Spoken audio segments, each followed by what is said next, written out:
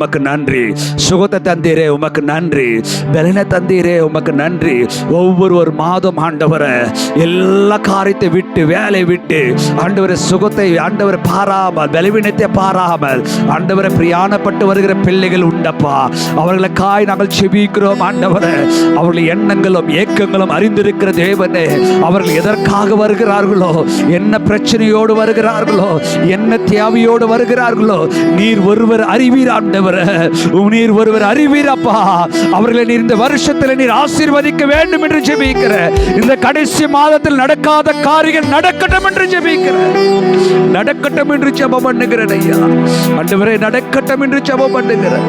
தேடி வந்த உம்மை ஆண்டவரே வெட்கப்பட்டு போகாதபடிக்கு தேடி வந்து உம்முடைய சமூகத்திலே உட்கார்ந்து கேட்கிற உம்முடைய பிள்ளைகளை ஒரு நாள் வெட்கப்பட்டு போகாதபடிக்கு காரியங்களை வாய்க்க செய்வீராக. காரியங்களை வாய்க்க செய்வீராக. தடைகள் எல்லாம் மாறட்டும். திருமண காரியங்கள் நடக்கட்டும். கடன் பிரச்சனைகள் மாறட்டும். பலவீனங்கள் மாறட்டும். வியாதி கட்டுகள் மாறிட்டோம். குடும்பத்தில் தண்ணீர் அப்பம் ஆசீர்வதிக்கப்படட்டும் ஐயா. பிள்ளைகள் ஆசீர்வதிக்கப்படுவார்களா. எல்லா தடைகள் மாறட்டும் இயேசுவின் நாமத்தினால். நீர் அப்படி செய்வதற்காய் கோடான கோடி ஸ்தோத்திரம் ஸ்தோத்திரம் ஸ்தோத்திரம். நீர் அப்படி பொறுப்பெடுத்துக் கொள்ளும். நீர் அப்படி பலப்படுத்தும். உங்களுடைய நாமம் மட்டும் மகிமைப்படும்படியா ஜெபிக்கிறேன். எல்லா தடைகள் மாறட்டும் இயேசு கிறிஸ்துவின் நாமத்தினால பிதாவே. எல்லா கரங்களும் போயிட்டு ஆண்டவரை ஸ்தோத்திரம் பண்ணுவோமா. நம்முடைய ஜெபங்கள் எல்லாம் கேட்டபடி நல்ல கர்த்தரை நன்றியோடு ஸ்தோத்திரிப்போம்.